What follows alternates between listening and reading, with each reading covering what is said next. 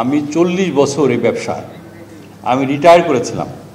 আপনারা জানেন আমি স্বতন্ত্র এমপিও হয়েছিলাম যে আমি আর ব্যবসায় ব্যাক করব না।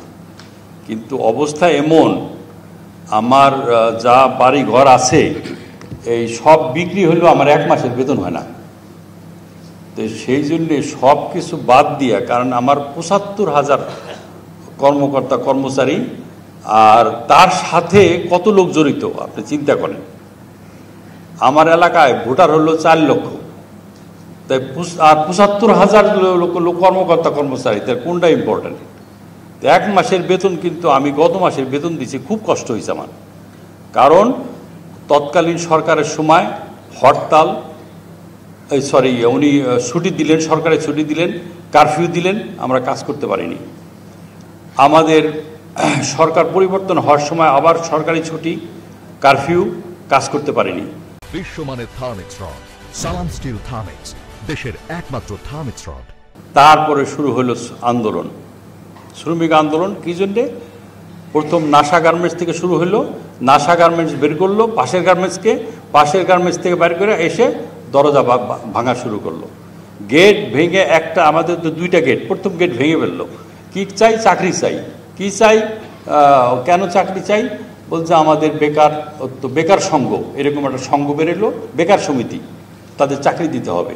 তো যাই হোক, একটার পর একটা গার্মেন্টস বন্ধ হইতে থাকলো, আমরা কুল কিনারা পাইলাম না। আমাদের ওয়ার্কাররা ভিতরে কতক্ষণ আটকায় রাখা যায়, ওরা বের হয়ে গেল। অনেকে প্রেগনেন্ট মহিলা আছে, তাদের তো নিরাপদে আস্তে আস্তে যেতে হয়। তো যাই হোক, এরকম একটা চলতে থাকলো। আমরা জানি না, আমাদের ওয়ার্কাররাও জানে না কেন এরকম হচ্ছে। তারপরে জানার চেষ্টা করলাম, শ্রমিক নেতৃবৃন্দকে নিয়ে বসলাম, বসার পরে বিজেপিতে আসলাম। তখনও আর্মি সরাসরি পূর্ণাঙ্গ অর্গানাইজ হয়ে সারে নাই, পুলিশ বাহিনী তো খুবই, অনেকের পোস্টিং নাই, কোথাও নাই, কোনো হেল্পই পাচ্ছিলাম না। তখন সেনাবাহিনীকে কাছে পাই, তারা যত রকম পাশে অন্তর দাঁড়ায়, আসতে তো সময় লাগে, আর এসেও তারা বলে যে তো অনেক কিছুই। তো আমার এই তো কয়েকদিন আগে আমি নিজে ফ্যাক্টরিতে, প্রতিদিন আমাকে বলা হলো যে আপনার মালিকরা ফ্যাক্টরিতে যান না, এই জন্যই দুর্বল। তো ফ্যাক্টরিতে আমি সকাল 7:30টার মধ্যে পৌঁছে যাই, 8টায় চালু হয়। তারপরে দেখি বিভিন্ন জায়গার থেকে বলে যে 500 পুলিশ ফোর্স আনা হয়েছে, এরা কিন্তু এখন দায়িত্ব পালন করবে। তো পুলিশ ফোর্স রাখার জায়গায় আমি বললাম ঠিক আছে, আমি 50 জন রাখতে পারবো। 20 জন আমাকে দিল, আমি 20 জন পুলিশ লাগলো, এপিসি ভিতরে ঢুকলো। তারপরে ওয়ার্কাররা নিচ থেকে নামে পুলিশ ভাইদেরকে বললো কি আপনারা বেরোন। তো পুলিশ ভাই বেরোন, এপিসিও বের করেন, এপিসিও বেরিয়ে গেল। তো এখন কি করলো, 3টা গেট আটকাই দিল চারদিক দিয়ে। আর কি করবে এখন? 3টা গেট আটকাই দিয়ে এখন মারবে সবাই। তারপরে কোনো মতে এখন চিৎকার, ভিতরে চিৎকার শুরু হচ্ছে, হাজার হাজার শ্রমিক। কি করব? আমি বারবার ফোন করতেছি, একবার জেনারেল মুইনকে ফোন করি, একবার কর্নেল মহিউদ্দিন ফোন করি, একবার জেনারেল মুইন, একবার কর্নেল মহিউদ্দিন, কারণ এই 2 জন ছাড়া তার কেউ নাই। আর পুলিশ তো বলে ভাই আমার তো ফোর্স নাই। আর কর্নেল মহিউদ্দিন বলছে আমি ভাই ঢুকে পড়ছি গেটের মধ্যে, আমি গেটের বাইরে আছি। তো ওরা তো গেট খুলে না। তখন একটা গেট দিয়ে বলা হলো যে এই প্রেগনেন্ট মহিলা আছে, যদি এদেরকে তুমি একটু বের করতে দাও তাহলে বাইকে একটা গেটটা খুলে দাও। একটা গেট খোলার সাথে সাথেই কর্নেল মহিউদ্দিন তার ফোর্স নিয়ে ঢুকে গেছে, ওই আমাদের লোকগুলি সেভ করছে ভিতরে। এইরকম অনেক ফ্যাক্টরিতে শ্রমিকরা বাহির থেকে এসে বা ভিতরের থেকে স্টাফদেরকে মারে, এবং এমন কোনো ফ্যাক্টরিতে নাই যার স্টাফদেরকে মারে নেই। আজকেও ভয়ে এই ডেকো গার্মেন্টস খুলে নাই যে ভাই আমার স্টাফদেরকে মনোবল ভেঙে গেছে, আমি আর খোলাইতে পারতেছি না। অনেক অনন্ত গার্মেন্টস তাদের স্টাফদেরকে মারছে, আগুন দিছে, তারপরও তারা ফ্যাক্টরি খুলতে আজকে খুলছে। তো অনেক সমস্যার দীর্ঘদিনের, এটা কোনো দাবি দেওয়া না। শ্রমিক নেতৃবৃন্দের সামনে নিয়ে বসলাম আমরা কয়েকদিন, সমস্ত ট্রেড ইউনিয়ন লিডারকে ডাকলাম যে ভাই এই কি, এই কয়েকদিন আগে তো আমাদের সমস্ত দাবি দেওয়া 56% বেতন বৃদ্ধি করা হইল। এখন আগে 2022-এ আমাদের রপ্তানি প্রবৃদ্ধি ছিল 23%। 2023-এ সেটা ড্রাস্টিক্যালি নেগেটিভ হয়ে গেল। কারণ কি? ইউক্রেন যুদ্ধের কারণে মানুষ কাপড় কেনা বন্ধ করে দিল। বন্ধ করে দেওয়ার পর আমরা কোনো রকম ফ্যাক্টরি চালিয়ে দেওয়ার জন্যে যে একটা প্যান্ট শর্টস $2 ছিল, ওইটা চলে আসলো $1.20। যেটা $2 হলো কাপড় চোপড় সমস্ত কিছু, সেখানে আমার জন্য আছে হয়তো 10 সেন্ট। আমি সব কিছু করে ঠিক মতো পাঠাই দিলে আমি পাবো 10 সেন্ট, আর বাকিটি তো কাপড়ের দাম, সুতার দাম, পুতার দাম, labour cost, electricity, this that.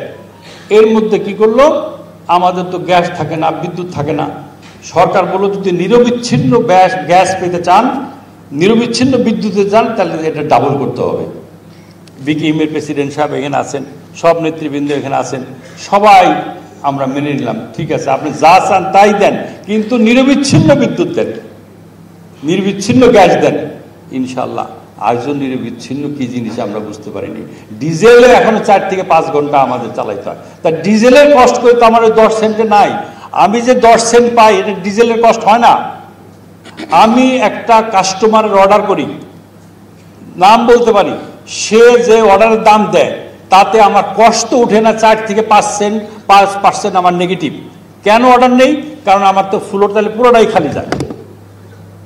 আমি কস্টিং দেখাই দিব, নাম দেখাই দিব, শুধু আমি না, এখানে আয়ুব ভাই সেই ভাইয়ের কাজ করে, এন ভাই সেই ভাইয়ের কাজ করে, ওর অর্ডারগুলি নেই, ও সুযোগ পাইছে, কারণ জানে ওর ভলিউম আছে, ও এই অর্ডার ছাড়া আমার অন্য জায়গায় বিকল্প ব্যবস্থা নাই।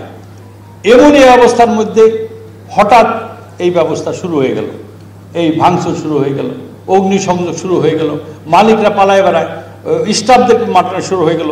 এমন অবস্থায় সেনাবাহিনী, আমি সহ ব্যবসায়ী নেতৃবৃন্দ মাননীয় চিফ অ্যাডভাইজার সাহেবকে সাথে 2 বার দেখা করেছি, বলেছি যে আপনি যদি সেনাবাহিনীকে এম্পাওয়ার্ড না করেন তাহলে তো আমরা আর ফ্যাক্টরি চালাইতে পারবো না। আজকে আমি গর্ব করি আমাদের সেনাবাহিনী ভাইদেরকে, তারা যদি আমাদের পাশে না থাকতো, একটা গার্মেন্টস থাকতো কিনা, গার্মেন্টস থাকতো, বিল্ডিং করে থাকতো, কিন্তু কাপড় চোপড় লুট হয়ে যেত, সব কিছু লুট হয়ে যেত। অলরেডি কয়েকটা গার্মেন্টস লুট হয়ে গেছে। উনরা 5টার পরে থাকে, আপনি বলেন 5টার পরে সেনাবাহিনী ভাইরা চলে যায়, তারপরে আমাদের ফ্যাক্টরি কে পাহারা দেবে বলেন? আগে তো থানায় কন্ট্যাক্ট করলে পুলিশ আসতো, আপনার নর্মালি ইন্ডাস্ট্রিয়াল পুলিশ আমাদেরকে প্রোটেকশন দিত, তাদের ইন্টেলিজেন্স ওয়াজ ভেরি স্ট্রং, কোন বাড়িতে কে কি করে সব ছিল।